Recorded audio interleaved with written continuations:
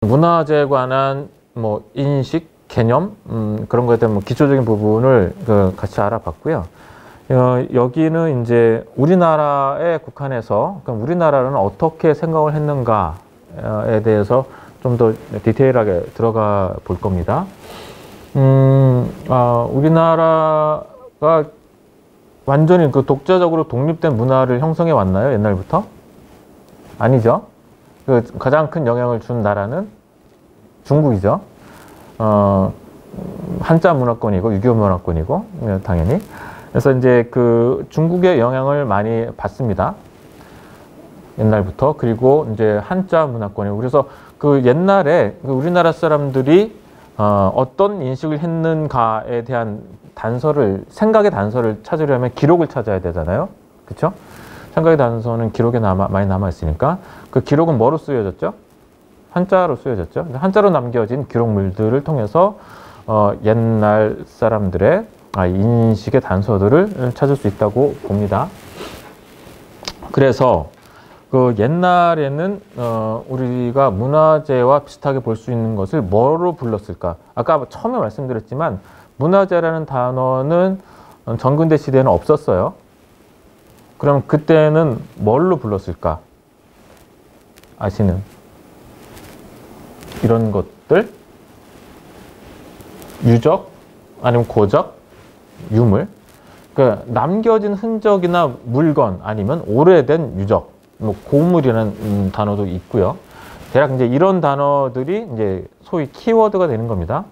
이런 단어들이 이제 옛날 문헌에서 어떻게 쓰여졌는가를 보면 옛날 사람들이 이제 어떻게 그 오래된 것들을 생각했는가에 대한 인식의 단서를 얻을 수 있지 않을까 봅니다.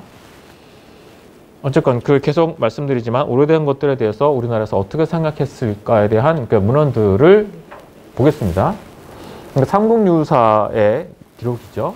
삼국유사에는 어떤 놀이가 옛날의 유적이다. 그러니까 우리가 알고 있는 유적이 아니라 어떤 옛날 놀이 문화를 유적이라고 설명하고 있는 거고요. 밑에는 지금 한 대략 14세기 쓰여진 시집의 내용입니다. 근데 부여의 금화왕의 금화의 고적이 허망하다, 뭐 그런 칠언시인데 여기서도 이제 고적은 우리가 알고 있는 그런 이제 고적 개념과 비슷하게 쓰여졌죠. 그래서 그 고려 시대에도 비슷하거나 다르거나 옛날 것들을 그렇게 불렀다라는 거를 말씀을 드리는 거고요. 고려사에도 이제 비슷하게 유적에 대한 얘기들이 나옵니다. 고려사 이제 서문에 전대의 유적을 참고해서 이제 이것을 서술한다, 그런 내용도 있고요. 유적이 지금 우리가 아는 것과 비슷한 의미로 쓰였었음을 알 수 있습니다. 이것은 이제 유적 고적하고는 좀 다른 건데요. 박물관 아시죠? 박물관. 그럼 박물관의 그 시온으로서도 자주 인용되는 그런 겁니다. 삼국사기에 보면 여기에 뭐에 대한 얘기죠? 여러 가지 이제 옛부터 내려오는 보물 이런 것들을 어디에? 남고에 보관을 했다. 역대에 전하는 걸 남고에 보관을 했다. 이게 남고란 별도의 장소에 지금 뭐 쓰지는 않지만 옛날부터 전해 내려온 것을 보관했다. 그 지금 박물관의 수장고와 비슷한 개념으로 있었다라는 것을 삼국사기에 쓰고 있는 거죠. 밑에는 더 구체적인 수장고의 명칭이 나오죠. 천존고라는 수장고가 있었다라는 게 삼국유사에 나오는 거죠.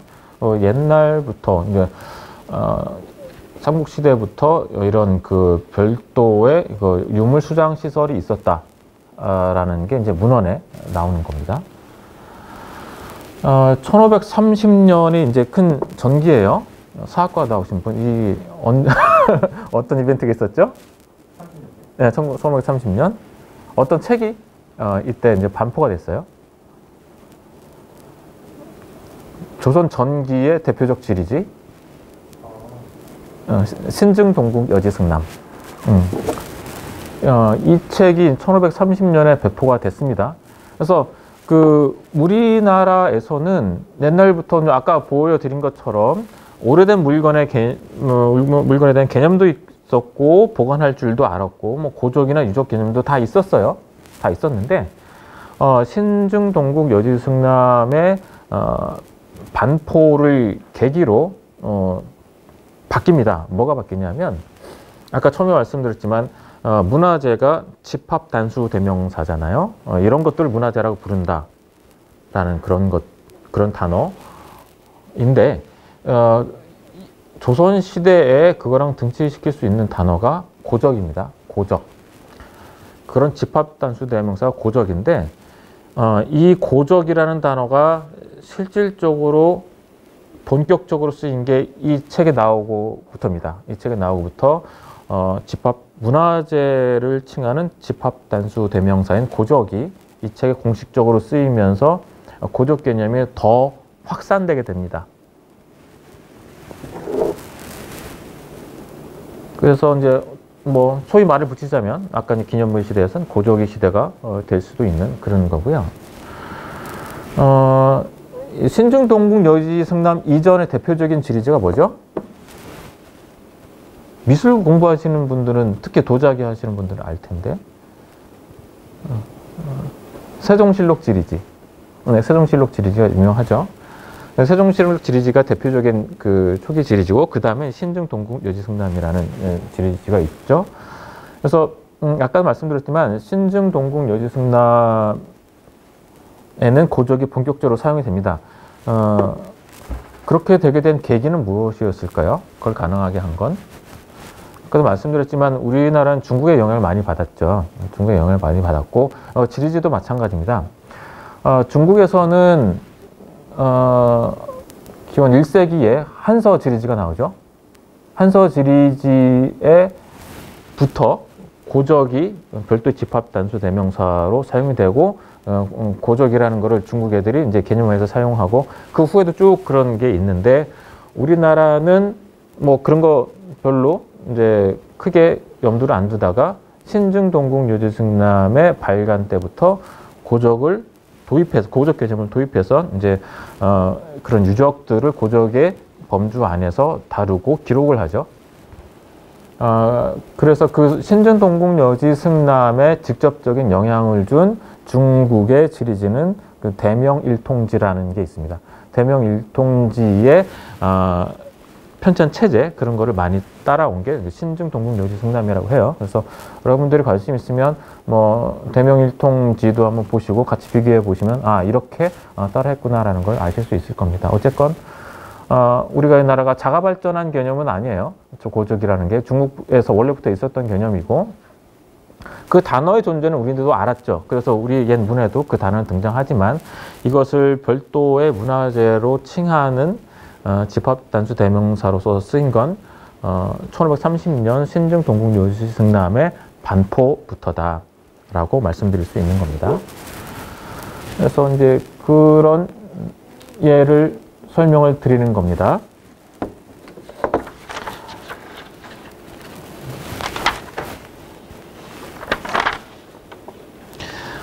위에 있는 글은 이게 뭐냐면 안동의 이제 고적들을 비교한 거예요. 위에 짧은 글은 세종실록 지리지의 글이고요. 밑에 좀 길다 싶은 거는 신증동국 여지승남의 글입니다. 같은 지역을 설명하는 글이에요. 그래서 세종실록 지리지에 보면 읍석성이 있는데 뭐 이러저러하고 청량산 석성이 있다라고 세종실록 지리지는 기록을 합니다. 안동의 청량산 석성에 대해서. 근데 신증동국 여지승남으로 오면 여기가 어떻게 바뀌냐면 고적, 그러니까 고적 항목이 따로 생기죠. 여기서 아까 말씀드린 고적 항목이 따로 생기고 지리 설명을 쭉 하고 보시면 여기 청량산 고성이 보이죠. 일반적인 뭐 지리지에 그냥 일반적인 성으로 표현이 돼 있었는데 세종실록 지리지에는 고적 분류 기준을 차용한 후부터는 청량산이 고성으로 불립니다. 이게 그 실용적인 면이 가까운 기념물이었다면 고적 범주에 안 들어갔겠죠. 다른 이제 성곽 범주 예, 성곽공원도 따로 있잖아요. 여기에 들어갔어야 맞지만 신중동국 묘지 승남을 편찬한 사람은 이 청량산의 성을 고성으로 본 거예요. 그 고적 개념을 넣어서 이런 식으로 고적 개념이 채용이 돼서 우리나라에 이제 적용이 됐다라는 거를 지리지 비교를 통해서 설명을 드리는 겁니다. 보시면 이제 이런 규모로 있는데 지금은 폐.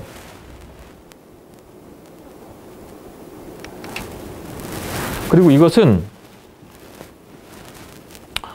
더 후 시기에, 그러니까 신중 동국묘지 승남이 이제 반포되고 조선 사회에 퍼지면서 조선 후기에는 각 지역별 지리지가 많이 이제 생깁니다. 각 동네마다 이제 지리지를 자가 발전해서 만드는 거예요. 조선 후기에 그런 문화가 있었고, 지금 보여드리는 것은 1608년에 안동 지역의 지리지, 안동 고유의 지리지 0가지의 분류 항목을 보여드리는 겁니다. 보시면 여기 이제 그 여러 분류 항목들이 있고, 고적이라는 항목이 따로 있고, 또 아마도 제가 볼 때는 좀 발전된 부분이지 않을까 보는데, 불교 관련된 것들을 설명하고, 또 고탑, 안동이 탑이 많은 동네잖아요. 그래서 그 오래된 탑들도 다른 항목을 만들어서 스스로 옛것들에 대한 평가와 판단 분류를 새로 한 거죠. 0가지를 만든 사람은. 이런 이제 발전이 있었다고 볼 수 있는 거고요. 그래서 이거는 모두 0가지의 고적편에 있는 내용입니다. 여기에서 우선 알 수 있는 게 뭘까요? 고적편은 제일 위에 뭐가 있죠? 왕 관련 항목들이 있죠. 조선 사회가 어떤 사회였다라는 것, 무엇을 중요하게 생각했다라는 걸 알 수 있는 거죠. 왕 관련된 것들이 제일 중요하게 여기서 제일 위에 됐고요. 그 다음에 이제 아까도 보여드린 부루는 따로 있지만 절이 있던 자리도 따로 분류를 했고, 성이 있던 자리, 아까 말씀드린 청량산성 보이죠? 여기 또 고자를 빼고, 굳이 고자를 안 넣어도 고적 안에 들어가는 것들이니까 이렇게 청량산성이 들어가는 거. 이렇게 고적을 더 디테일하게 안동에서는 분류해서 이제 만들어냈다는 거죠.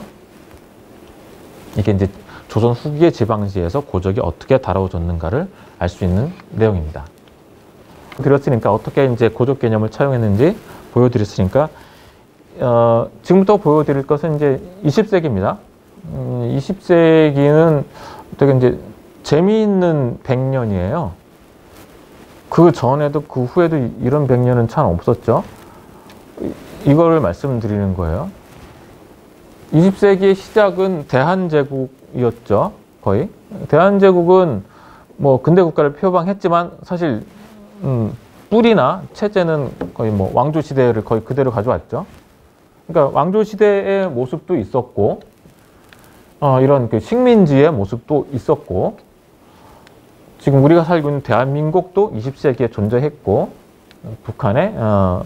북한도 이렇게 존재를 했고, 예, 이렇게 굉장히 다양한 전근대, 근대, 현대가 어우러졌던 시대, 20세기.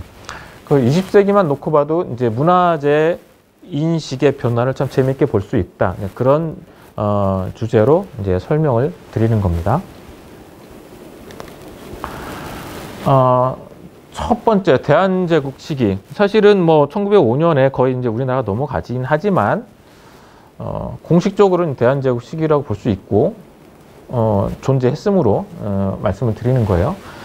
이 시기에는 전통적 문화재 인식이 계속 이어서 있었습니다. 아까 말씀드렸던 왕릉 그리고 왕실 기록물도 국가 차원에서 철저하게 보호를 했습니다. 일반 사회에서는 뭐 고적이 지리지나 지방지에서 이렇게 표현이 됐고, 지금과는 다른 뭐 체제이긴 하지만 문화재로 볼 수 있는 것들에서는 이런 문화재 인식이 있었다. 그 다음에 이제 이 시기에 대표적으로 뭐 세키노토 하다시 같은 일본인 학자들, 또 도리 류조나 그런 일본인 학자들이 우리나라에 들어와서 조사를 합니다. 우리나라의 고적 조사를 하고요. 그래서 이들의 고적 조사가 순수한 학문적 동기였을까? 아니겠죠. 아닌 것들이 여러 이제 문헌에서 나옵니다. 일본 정부의 지원을 받아서 우리나라 넘어와서 이제 조사를 하죠.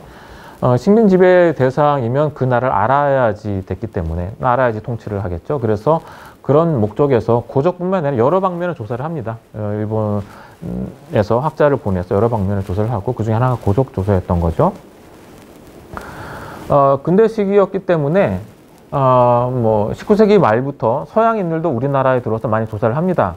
근데 이 사람들은 우리나라를 뭐 식민지화할 뭐 그런 생각보다 막 물건을 팔아먹거나 무역하기 위한 그런 목적을 많이 들어왔죠. 그래서 이 사람들이 남긴 기행문을 보면 우리나라 유적이 어떻게 있었다라는 거가 뭐 간략하게 있고요.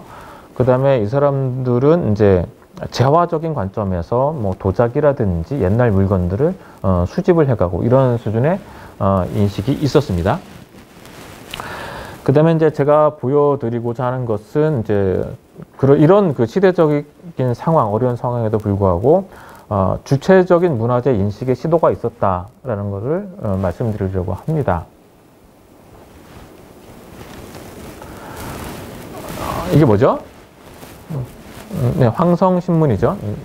대원제국기 말기에 발간된 신문이고 이 신문을 발간했던 분들이 신채호, 박은식, 유근 이런 이제 계몽주의 학자들 또 역사와 지리에 또 관심이 많았던 조예가 깊었던 분들이 만든 신문이에요.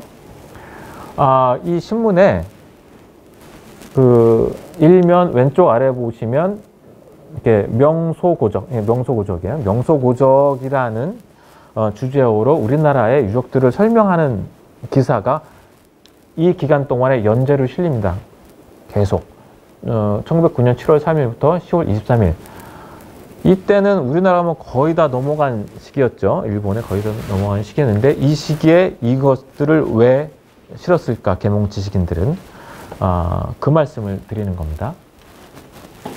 내용은 뭐 이래요. 여러분이 잘 아시는 불국사는 경주 어디에 있고 어떤 유적이다라는 내용이 소개되어 있고 황룡사는 경주 어디에 있고 어떠하다 이런 내용이 있고 안성군 남심리에 유토성하니 뭐 안성군 남쪽에 토성이 있다 이런 이제 유적 고대 유적에 대한 설명도 있고 여기에는 안 넣었지만 이런 것 말고도 뭐 유명한 산, 유명한 강 그런 자연물에 대한 것도 명소고적에 넣어서 소개를 하는 그런 내용들이 많이 있습니다. 그래서 저는 이 명소고적을 이 시대에 계몽주의 학자, 계몽학자들이 본 문화재 개념이다라고 보고 있습니다. 이건 역시 이제 여러 가지 개별 요소들을 포괄하는 집합단수 대명사로 볼 수 있는 거죠. 명소고적이. 말씀드렸지만 이 시대는 일본인들이 고적조사를 하던 시대였고, 보통 고적으로 불렸어요. 일본인들의 고적조사, 뭐 결과도 고적조사 보고서, 이 당시 일제강점기에 나온 뭐 법규도 고적에 관한 그런 고적이 들어가는 법들이 있었죠. 어쨌건 이 시기에 우리 지식인들이 주체적으로 문화재에 대한 인식을 하고 그들이 만들어낸 단어가 명소고적이 아니었을까, 집합단수 대명사로서 그렇게 보는 거고요. 이들이 이렇게 하게 된 배경을 말씀을 드리는 겁니다. 좀 다른 신문이지만 이제 1년 전에 논설에서 역사와 지리에 대해서 이런 말들을 합니다. 역사와 지리가 상당히 중요하다. 애국심을 발동케 한다. 그래서 중요하다는 것이 이렇게 쭉 나와 있죠. 그래서 역사와 지리가 중요하다라는 것을 애국계몽 사마상가들이 알고 있었어요. 알고 있었는데 또 하필이면 1909년 7월에 그 연재 기사를 내게 된 좀 더 직접적인 계기는 이거죠. 1909년 3월, 4월에 이런 기사가 납니다. 내부에서 한국 각 지방에 있는 유명한 처소와 고적을 조사하는 중이라더라. 대한제국이 스스로 우리나라 학자들과 이런 일을 했으면 뭐 그럴 수도 있지, 잘 하겠지만 이 조사의 주체는 세키노 타다시였습니다. 일본인들. 그러니까 역사와 지리에 능통한 계몽 지식인들이 보기에는 위기 상황인 거죠. 그래서 아까 말씀드렸던 그들이 주도해서 발간한 신문에 그런 고적에 관한 연재 기사를 실어서 우리나라 사람들의 역사 의식을 일깨우려고 하지 않았을까? 그런 생각이 드는 겁니다. 그러니까 이런 걸 쭉 말씀드리는 것은 우리나라가 식민지로 가는 상황에서도 우리 지식인들은 스스로 주체적으로 문화재를 인식하고 별도의 범주를 만들어서 단어도 생성하고 그런 노력도 있었다라는 것을 말씀드리는 거예요. 그 다음에 이제 일제강점기입니다. 일제강점기에는 이제 일본인 주도로 모두 다 이제 세팅이 되죠. 그래서 조사 정책을 펼치고 전반기에는 그 후반기에는 보호 정책을 펼치지만 네, 좋은 표현이긴 하지만 모두 다 식민 지배를 공고히 하기 위한 수단들이었습니다. 보시는 것처럼 조사 정책의 시기에는 뭐 타율적 역사관, 임나 인물부설, 신공 광후 정벌설 이런 여기 식민주의 상황을 증명할 수 있는 이런 것들도 많이 조사가 됐죠.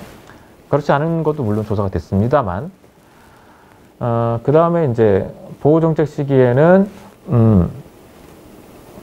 지정과 해제 식민주의 사관의 제국주의적 동원 정책에 반영됐습니다.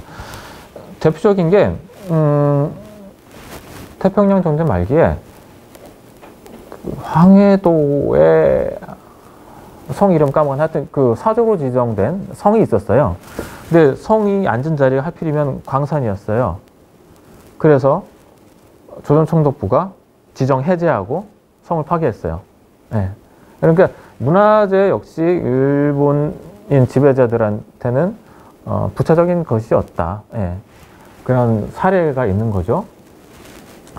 이 시기에 이제 고적 애호데이라는 거를 해서 우리 고적을 사랑하자. 표현은 굉장히 좋아요. 표면적으로는 조선 땅에 있는 고적을 조선 사람들이 같이 사랑하자 그런 거고 언론들도 많이 동원이 됐고 이제 관변 단체들도 여기 많이 동원이 됐는데 사실은 이제 내선일체를 구현하기 위한 시민 정책의 수단이죠.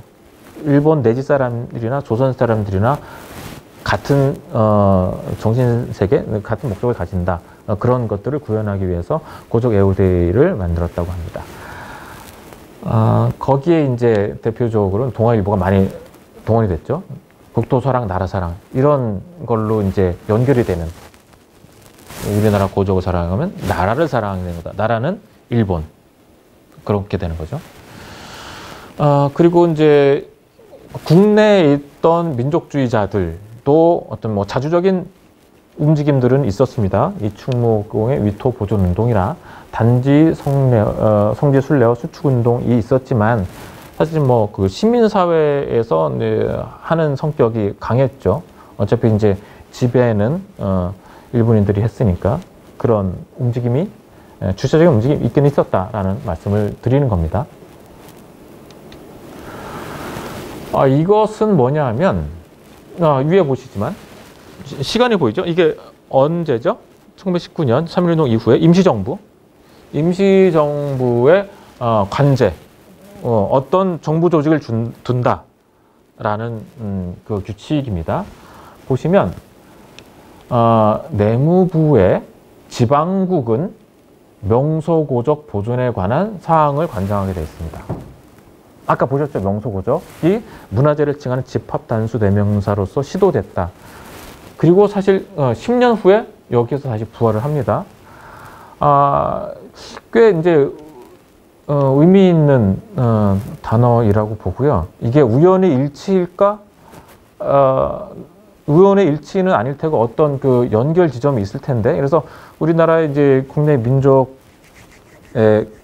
운동했던 사람들, 계몽주의자들이 임시 정부 관제를 만들면서 개입하면서 이런 단어를 거기에 썼을 것이라고 보는데 아직 연결 내용은 못 찾았어요. 누가 와서 이거를 만들어서 제안을 해서 저 개념을 여기에 넣었는지 모르겠는데 어쨌건 저렇게 임시정부에서도 문화재를 주체적으로 인식을 했고 그 문화재에 대한 그 독자적인 단어를 선택을 했다라는 것을 보여드리는 겁니다. 법까지는 이렇게 만들었지만 사실 이때 이 법이 실효적으로 실행되지는 못했죠.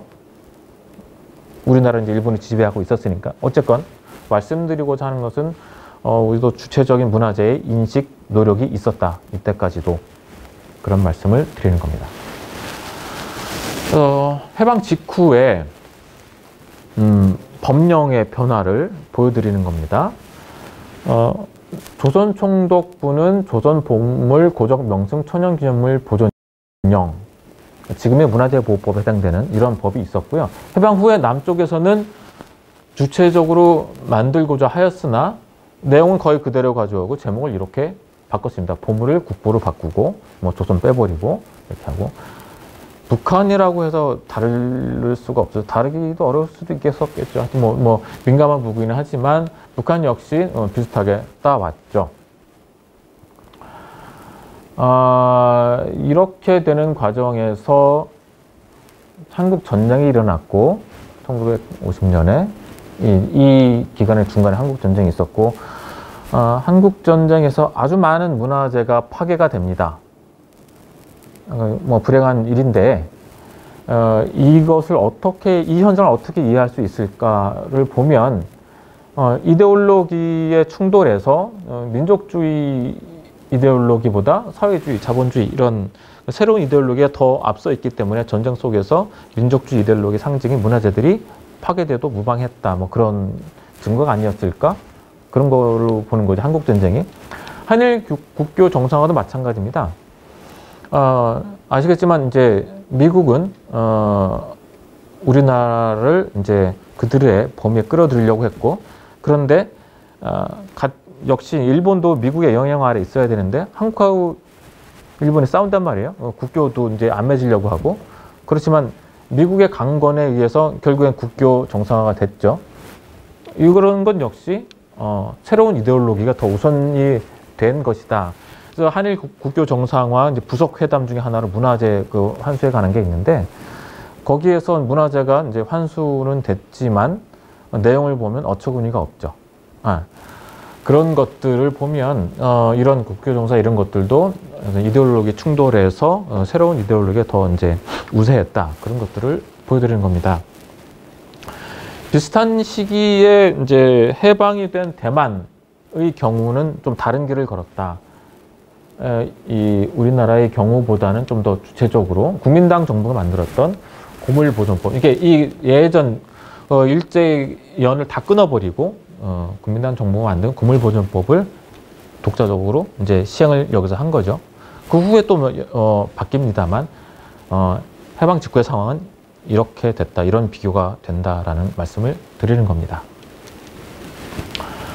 그래서 그 전근대 근대 문화재 개념 변화를 보면 뭐 단어를 중심으로 말씀을 드리면 이렇습니다. 보면 귀한 물건의 개념이 있었지만 이것은 거의 이제 지금 부르는 국보가 될 수 있겠고요. 고적은 일제강점기까지 문화재를 부르는 단어였습니다. 지금은 우리나라에서는 사적이라고 부르고 있고요. 명소고적 아까 말씀드렸지만 잠깐 나타났다 사라졌고요. 그 다음에 이제 천연기념물 역시 일제강점기에 있어서 현재까지 이런 개념이 와서 이걸 이제 문화재라고 부르죠. 네, 이런 이제 스토리를 겪었다라는 걸 말씀을 드리고요. 이제 1961년 이때 이제 문화재 관리국이 설치가 되고 문화재보호법이 제정이 됩니다. 이 당시 이제 문화재 아까 국교 정상화에 의한 문화재 환수도 있었고요.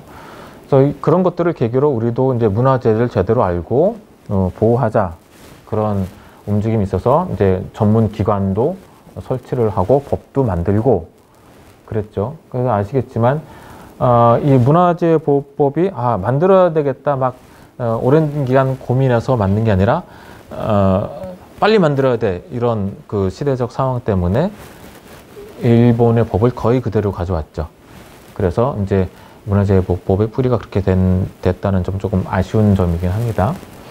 그래서 70년대 그 국가 부흥, 발전 그런 것과 함께 문화재에 대해서 굉장히 큰 이제 발굴, 보수 정비 그런 게 진행이 됐죠. 그리고 70년대를 보면 사실 정권의 정통성에 대한 고민을 하던 시기이기도 했습니다.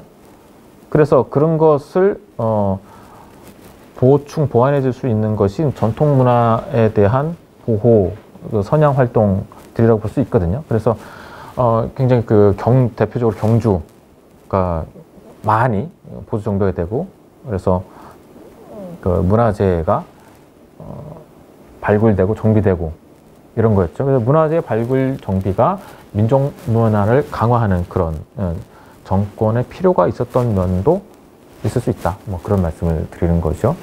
1990년대에는 이제 일제잔재 청산이 큰 이슈였죠. 대표적인 게 조선총독부 철거.